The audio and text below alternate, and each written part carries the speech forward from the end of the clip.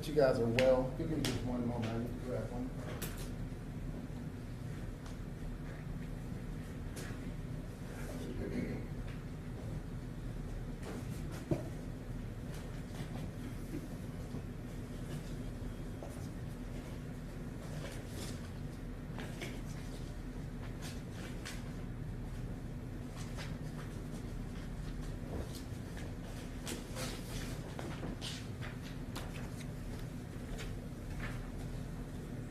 Okay, let's get started.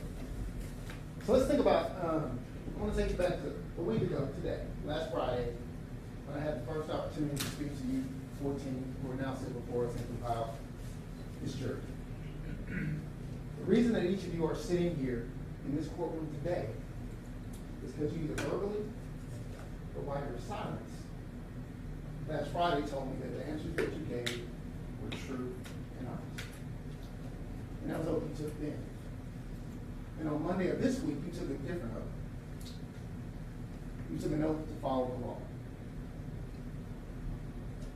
In the same way I held you to your oath last week, is the same oath I'm going to hold you, the same way I'm holding you to your word this week, is that you're going to follow the law. Part of the things I also talked to you about last week were your duties, rights, as a juror.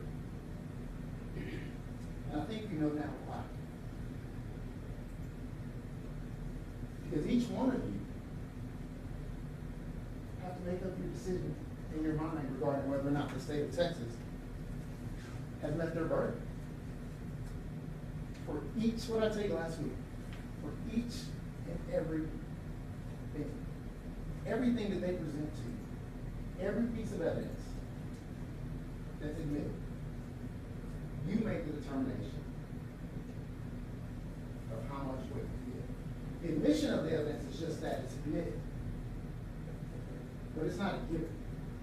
You see, Mr. Crusoe said because we didn't refute something, because here's the thing. An admission of the evidence is just that. The court makes a determination if it's legally able to come into the court as evidence. But then you individually make a decision of how much weight and credibility you give.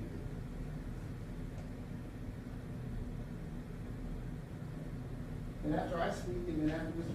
Fitzwater gives his summation, and you guys are going to go back and you're going to start deliberating. What did we talk about with deliberation last week? Very important. What did we talk about? Think about it.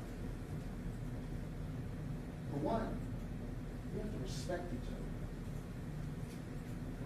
Each and every one of you have to respect each other. Respect each other's opinions and decisions. Two, it's not your job to change your fellow juror members' mind. I'm not telling you not to deliberate. I'm not telling you to discuss the evidence or lack thereof. But it's not your job to change his mind, or her mind, or her mind. That's why there's not a definition of reasonable doubt in this charge. It's because everyone's is different. Based on their life experience, based on the value they may place on something.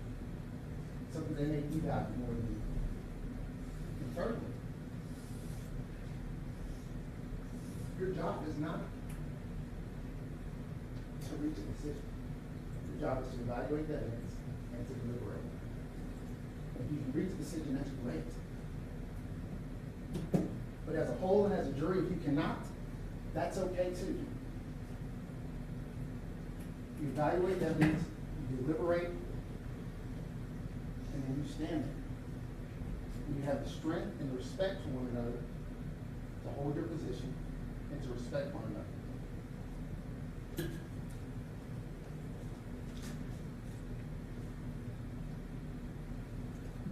Health. Like my colleague, Mr. Hayes said, Mr. Crusoe has used that term repeatedly. Last Friday, this Friday, we don't need your help. But what's better than what someone tells you is what they show you. And what did the state of Texas show you this week?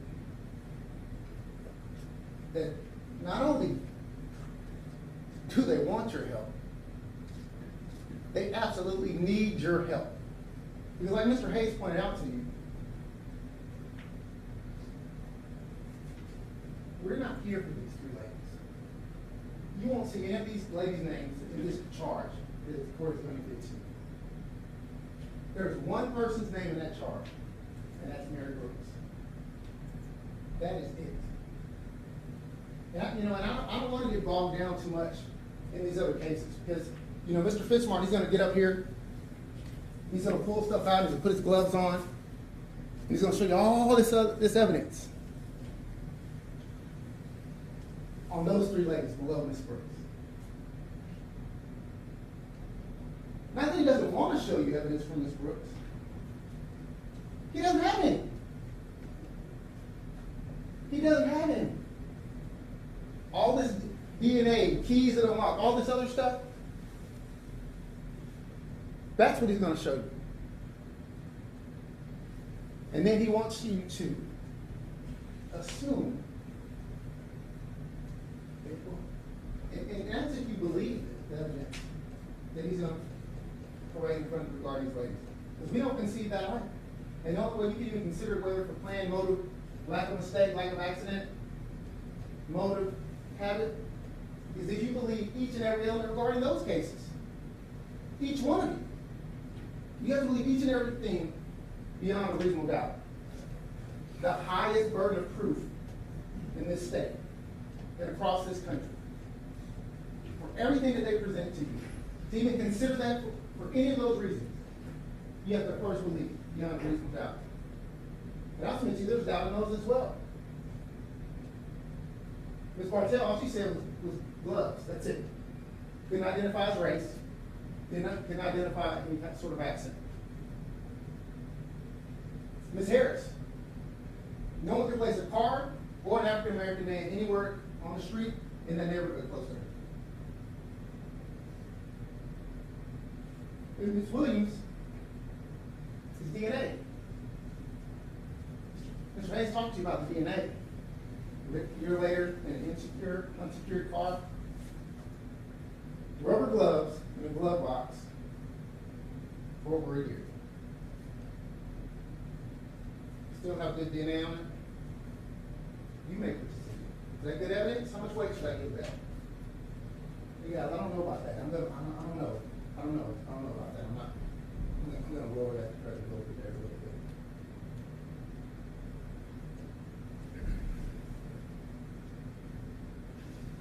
But we're here for Mary Brooks. They did the accusing. They get over here and they walk back and they look at my client, Mr. Chemirmir, they point, they yell, they scream, they tell you how bad a guy is, all these things. What else did we discuss last Friday? Each one of you, I looked each one of you and I. We may not have had a conversation, but I looked each one of you and I. And I said, there's a difference between two things. Innocence and not guilty. You may be sitting here and say, well, Mr. Warner, he's not innocent.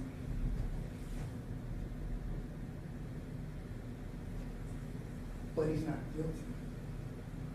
There's a difference and there's a stark distinction. The presumption of innocence alone is sufficient for an acquittal of Mr. Chemirmir. And what did I tell you the difference of the normal saying of presumption of innocence? Guilty until. But I hate that word, until. What's that mean? Until means you're waiting for something to occur. I'm going to wait here until the bus arrives. So it's not innocent until guilty. It's innocent unless. And that he's draped in that presumption. And it remains with him throughout. So let's talk about Ms. Brooks. And here's the funny thing. Every expert that the state presented to you and put up here, what is the one consistent word that everyone used up here? Opinion. It's my opinion. What's an opinion? It's a guess. I opine this, I opine that. It's a guess. And they say, well, I've had this number of hours of learning this, and I went to this school and this education. So it's an educated guess. But it's a guess. You know, they put up these big boards up here, covered up the whole room. I mean, it was an amazing presentation. That's all it is, just a presentation. But think about what they could tell you and what they couldn't tell you. And one thing, there's a little play on words, but it's very important. Whether it's a slip or not, I'm assuming it's a slip. They were saying Mr. Chemirmir was here, and Mr. Chemirmir was there. The evidence does not show that. What the evidence shows, if you believe that evidence, because once again, the call detail records, the real time, all these things, you got to make a determination whether or not you believe that. Just because it came from here, because a special agent comes in and tells you, doesn't mean you have to buy that. Doesn't mean you have to believe that. Doesn't mean you have to have high credibility for it. Each one of you has to make that decision, whether or not you believe that. But even still, let's say that you do. It's the device. It's the device. And even then, with the device, it's in the area. And they have these cute little, and I'm sure they're going to set it up. It'll be fine, so you see it a little bit later. But they have these cute little symbols on the real-time maps. Where they have Mary Brooks here, and Walmart there, and Perry, all these things. But you know what else is in those areas that they're saying that the device is? Lots of other things. Lots of other addresses, lots of other stores, lots of other locations. But that doesn't benefit them for their weak case to say those things. And here's another thing.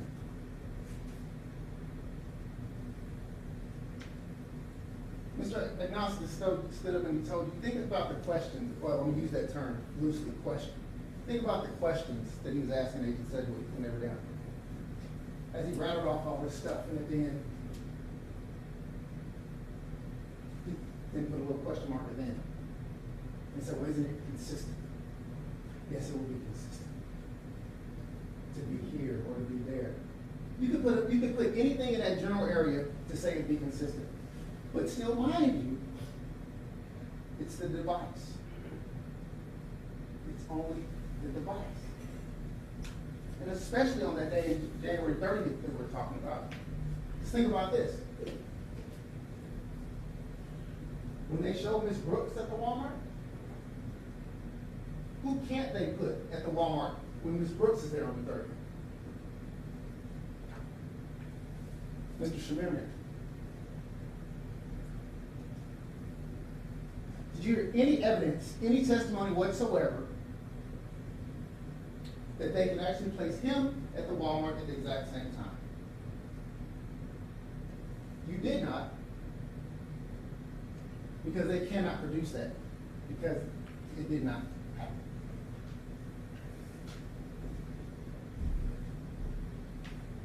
You're saying, well, Mr. Warner's a car. It looks kind of like the car that they showed Mr. Chemirmir driving.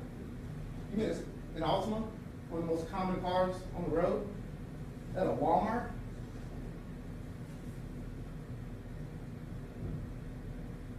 And even then, what don't they have with the car that they say appears to be? No license plate, can't even see if it's a driver, can't see how many other people are in the car, nothing. But they don't need your help. They don't want your help. They absolutely need your help. Because they want you to presume that it's him. And say, well, that might not be enough. So hey, but don't forget about these ladies. Guys, don't forget about them.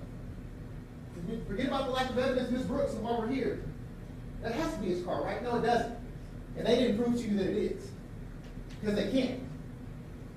All those cameras at Walmart, all those clips that Mr. Fitzmartin put up there, do you think if they had it, they wouldn't have given it to you? They would, but they couldn't, so they didn't. And then, once again, Mr. Agnostis took his little marker and, well, isn't it consistent if he drove? Yes, no, and what Mr. Stegway, I actually like Mr. Agent Sedgwick. He's honest with you. He said, well, sir, just the device. And secondly, I have no idea if you traveled this way. I can't tell you that. If you believe my data, I can just tell you, it appears that his device is in this area. I don't know where he went and how he traveled from A to B. I can't tell you that. That's honestly, I can deal with that.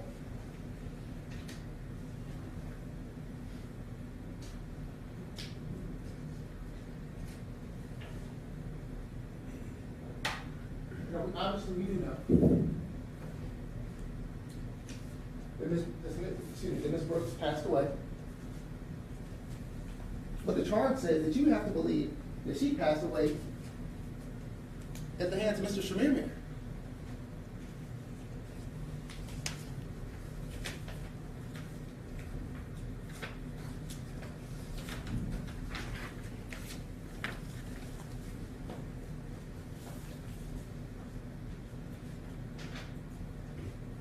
And they can't prove that by their own witnesses.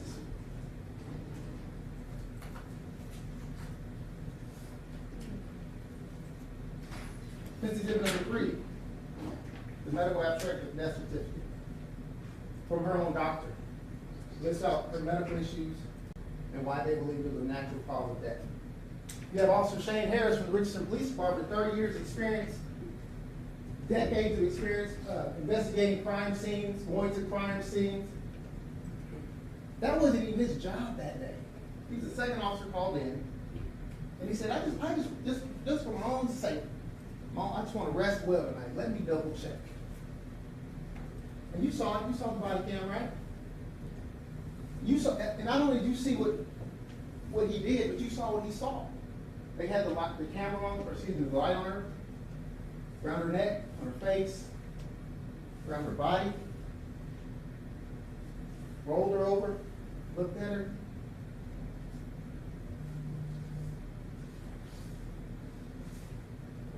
No, we're good. So take this stuff back. This is exhibit 1. Office of the Medical Examiner Investigation Area.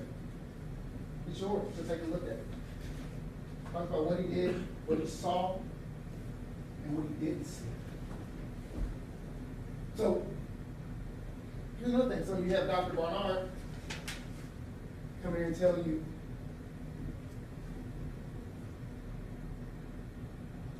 that it was homicide. But think about this, ladies and gentlemen. I think, what's really interesting is when Dr. Barnard said in his report that he saw some bruising and some injury. Well, that's odd, doctor. Because the man that was there that day, Officer Harris, did not. But you say, based on the video and what you saw, that you did. And also, doctor, expert, whatever, still his opinion. Still his opinion.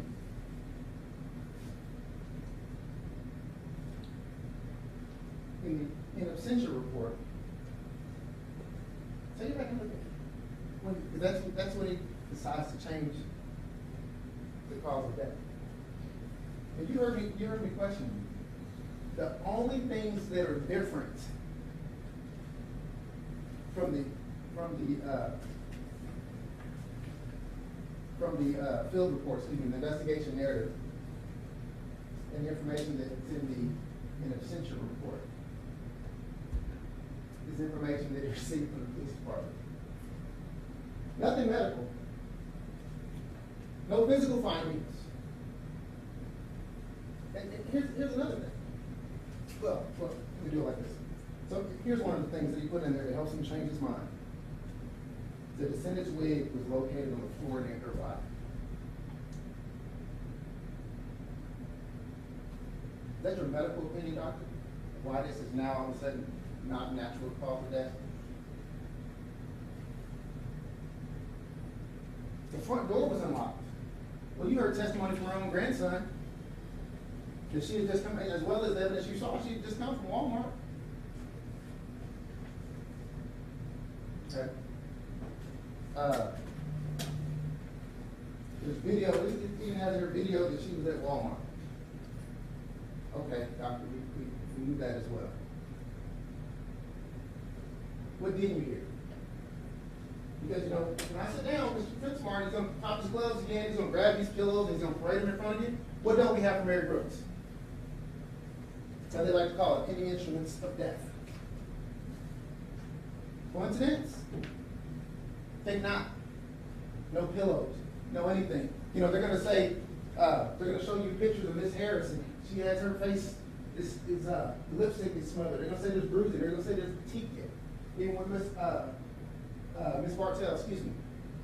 There's bruising, these other things. There's no evidence of that, Ms. Brooks. No evidence.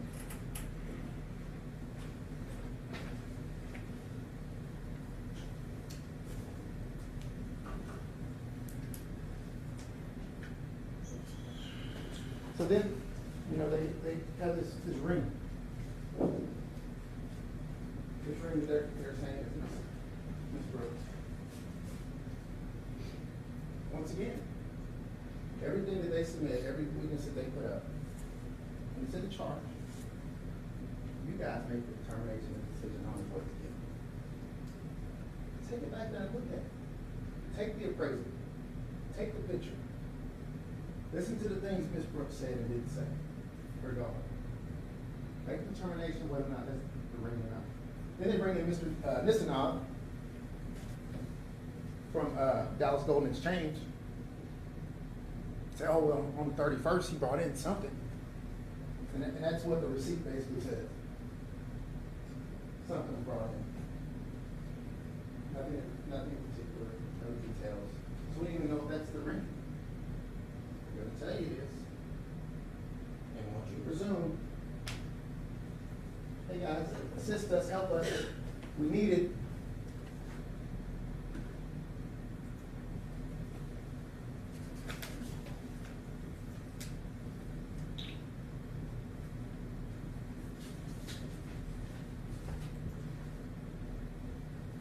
Ladies and gentlemen, that's why we spend an exorbitant amount of time talking about the honor we put out in each and every other. And now you know why. Now you know why. Because although they want it, although they may need it, the law does not allow for you to assist or help them. It doesn't allow. Because I will submit to you, if you feel like you need to aid, assist, and or help, then what does that mean? What does that say? That you probably have a what? Reasonable doubt. And when you have a reasonable doubt, that means that they cannot meet their burden. And the reason that you are sitting here is that you told me, each and every one you told me, that if they couldn't meet their burden, you had a reasonable doubt. Regardless if you thought you did. Remember we talked about that. That's the only reason you're sitting here. Because I get it, I told you. I said, my father's the kind of guy, well, look, son, where there's smoke, there's fire. I said, well, Dad, it didn't work that way. They have to prove it all to you beyond a reasonable doubt. And if they can't, then in this charge, that means that the law says that you have to. You might not like it, but you have to. You have to acquit. And the reason you guys are sitting here, each one of you, is because you told me that that's what you could and would do. And I absolutely submit to you that the evidence is not sufficient that they provided to you regarding Mary Brooks. Mary Brooks. Remember why we're here? That idiom that Mr. Hayes said, forest for the trees. Y'all ever heard that before? But see, it's a little bit different here. See, because in the idiom, can't see the tree because of the forest. They don't want you to see the tree. They want you to stay over here focusing in the forest and on the forest. Because the tree is insufficient.